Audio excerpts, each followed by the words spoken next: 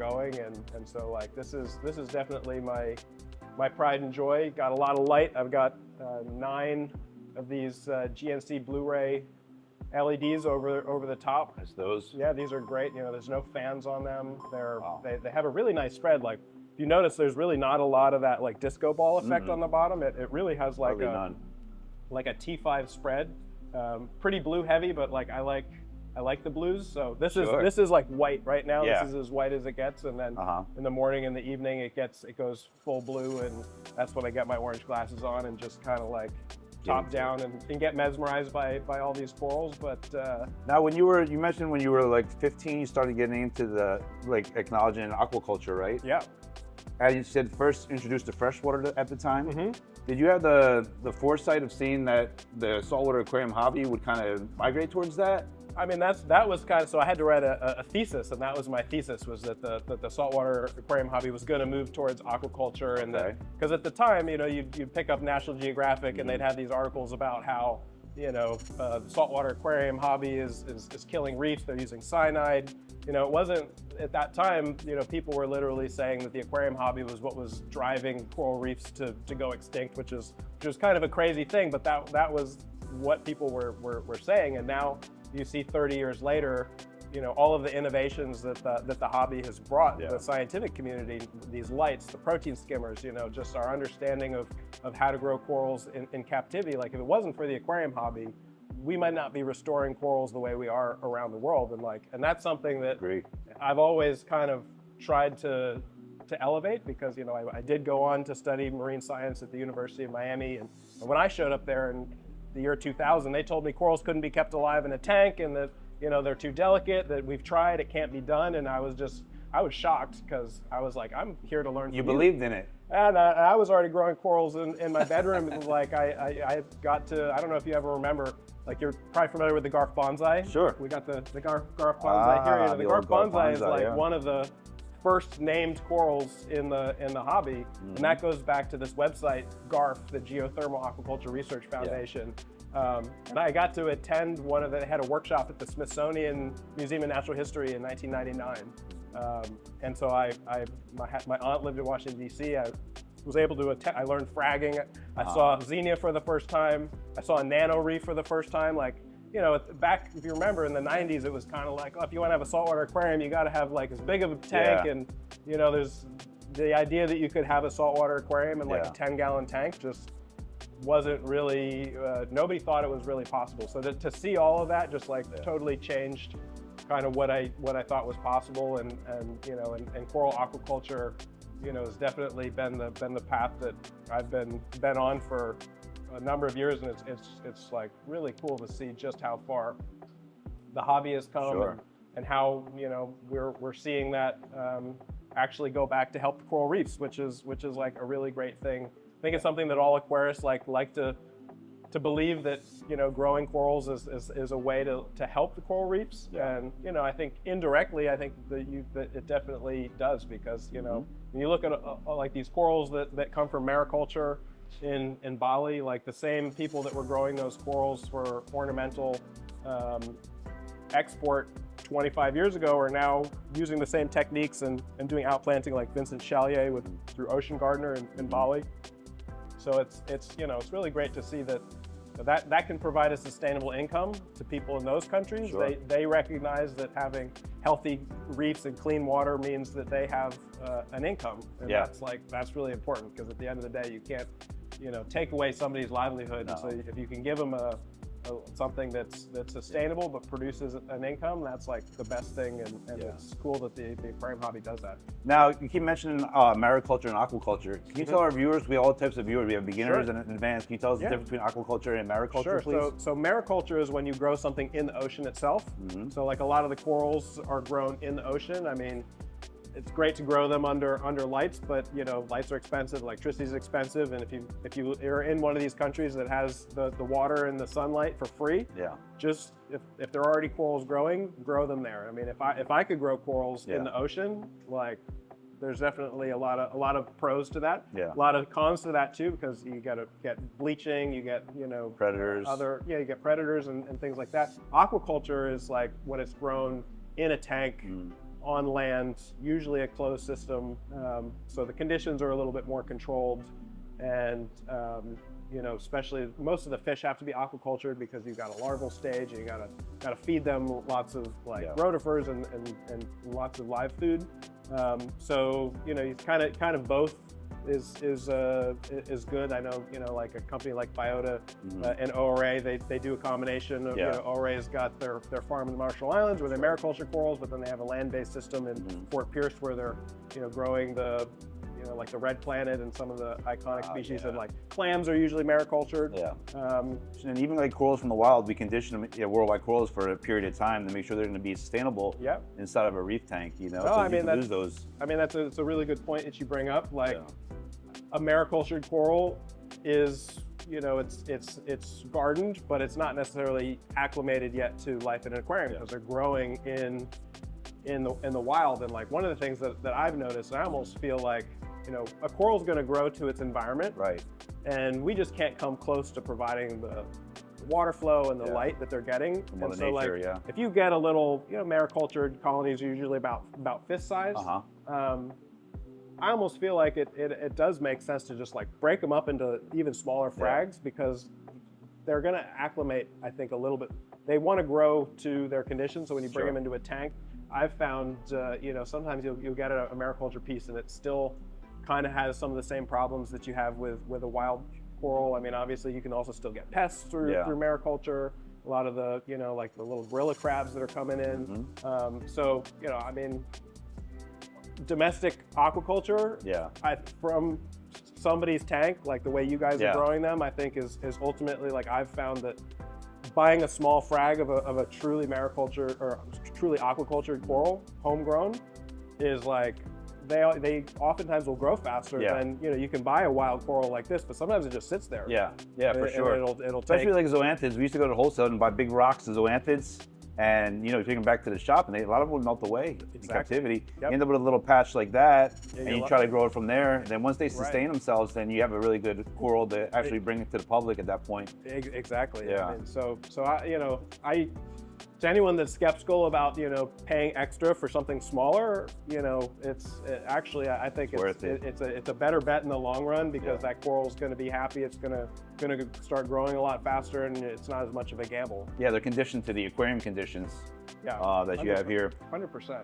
So with that being said, we can go on and on, talk about that all day, but I want to hear more about the tank. This is very captivating. It's like 90% acros, or? Pretty much. You know, I maybe against my better judgment, started throwing in Montes in here. You know, they do consume a lot of calcium, and so calcium hogs, you know, like I'm running a really big calcium reactor, this Reef reactor. And I'm already halfway through it after about 6 months. So it's, I mean, and I'm running a Kalkwasser. So you know, if you know, last week I ran out of CO2. And like, I was dropping probably like 1.5 DKH alkalinity in a day, just from not having running the calcium reactor. Which, so like the consumption of these tanks when you're growing all like stony coral SPS dominated is really high, and that's probably the biggest challenge. And I like calcium reactors, but again, you know, you can run out of CO2. You can, you know, your feed pump can stop working. You know, there's you can run out of media. You know, there's still a lot of things, variables that you gotta keep track of, and you know, testing your alkalinity at least a couple of times a week is definitely, I think, probably one of the most important things if you're trying to do stony corals. One of the corals that I'm pretty excited about, you know, the late great Jake Adams brought in the Manila Spy Monte Hirsuta. We all know it as the red one, but like I got a little branch that started to graft green. Now we've got this grafted piece here. Quite unique. Can you tell us the difference between a coral being grafted and a coral maybe being fused together? Sure. So what we call grafted corals, when the corals makes all of a sudden a whole different set of fluorescent proteins. So, you know, oftentimes it'll be green, but like if there's a green protein, if it's a red or a pink, and you get green expressing, then it'll look like yellow. So oftentimes you get like a mix of two different types of the fluorescent proteins in green or red, or they're kind of like the main ones. So that can happen spontaneously on colonies. So that's like happening within one type of coral. When a coral fuses, that's typically what happens. You get like two very, very similar coral, the same species. They will just be happy and coexist and fuse together. I've seen that happen with mycelium corals, chalice corals, like I've seen like the Raja Rampage fusing with weirdo chalice. Sometimes you'll get a coral that just tolerates, but they don't really fuse. I've got this other one, I think it's called the Megachrome. It's like an orange Mystic Sunset, but then it started to graft, a green, which makes it look yellow. So now it's like an orange and a yellow Monty. Now, you mentioned a lot about the flow. So you have tunes, you have MP40s, you have Panther, which is the Hydro Wizard, gyres. Can you tell the viewers at home why you chose to put so much flow in this tank? Because not every reef tank needs this much flow. This is a massive amount of flow you have in here. Totally. So, this tank really is designed to kind of be like the reef crest of classic idea of, what the Great Barrier Reef looks like. A shallow reef crest, a lot of light, a lot of water flow. And so, and also just with the amount of water flow that I have in here, that, there's just some corals that probably aren't going to do as well. So I've definitely like catered this tank specifically. Let's cover this tank a little bit before we move on. So same lighting? Same types of lighting, but I'm not running the white channels. So for the most part, I'm just utilizing the blues. Aside from the return pump, I've just got one MP40, and I think the only corallia that I have left. That's just like a relic, man. It is a relic that it still works. And I needed an extra pump, and I like how we've got, it's like more gentle. I love LPS, how you really get to appreciate the water flow. I mean, I love SPS tanks. They're more dynamic, but you don't really get that soothing water movement the way you can get like with torch corals.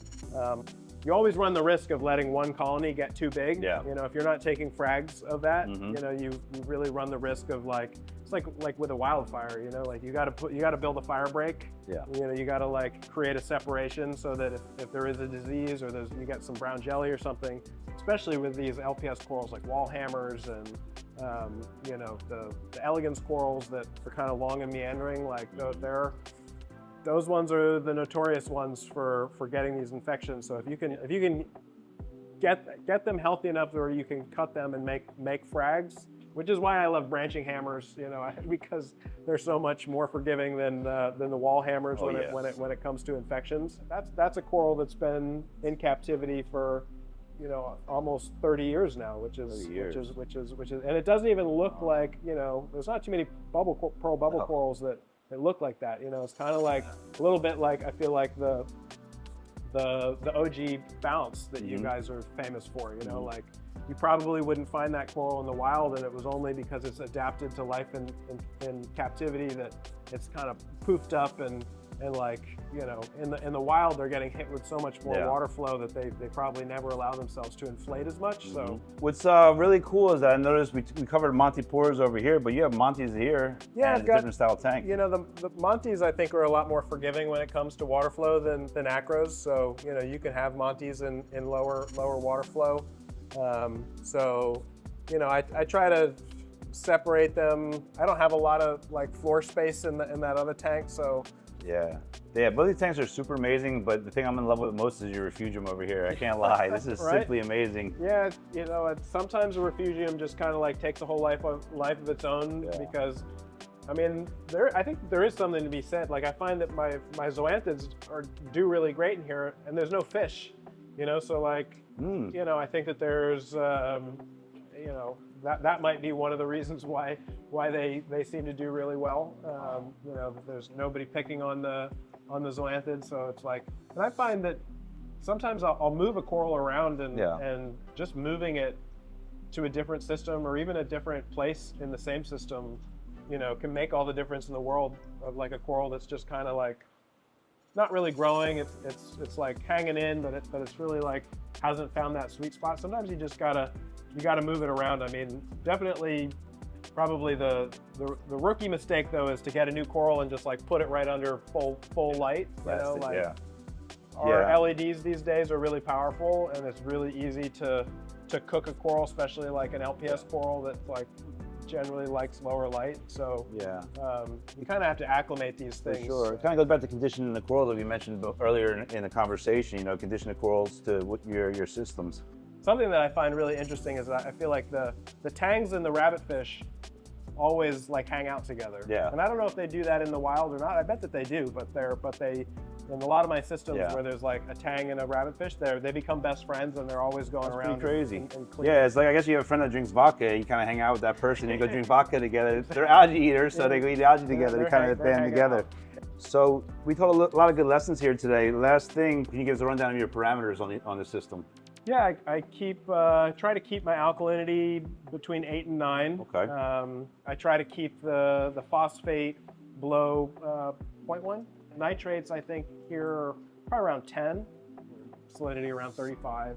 But alkalinity is really like the one that you want to make sure you're staying on top of, especially when you have a ton of stony corals that are just constantly using calcium and alkalinity, and maybe I've got 2 different sources of alkalinity and calcium, like the Kalkwasser and the calcium reactor. You know, like calcium reactor is great, but you know it can drive your CO2, which lowers your pH. Yeah. So the Kalkwasser's a nice way to kind of like balance that a little bit. Yeah. Do you drip that more? Excuse me. You drip that more at night? Do you increase the drip rate at all? No, I have it set. This is also how I'm replacing my evaporation water. So I've kind of have it dialed in with I use a Kamoer pump, and it has an app where I can like control how many milliliters a minute I'm dosing. So I pretty much have it. You know, like I used to run stuff on ball valves. Float valves, and just let the RO water fill when the level in the sump went down. But since I got the Avast calcium calc stirrers, I've just been letting you know the evaporation water go through the calc stir, and you know I just use so much calcium that it's definitely a benefit. Yeah, for sure. Well, Colin, thanks for the tour here. Yeah, I think we're gonna wrap it up. We have some more systems to take a look at. Sure. Appreciate the time. Yeah, as my always. pleasure, Lou. You got it. Thanks for tuning in. Don't forget to like and subscribe, and check Colin out at coralmorphologic.com. Yeah, that's right. Yeah, follow us on Instagram at Coral Morphologic, Coral City Camera. Oh yeah, we'll get into that. We'll get into the camera, but yeah, you can check us out online on all the platforms. Yep, cool. All right, we'll catch up to you a little bit later, bro. Appreciate you. See you.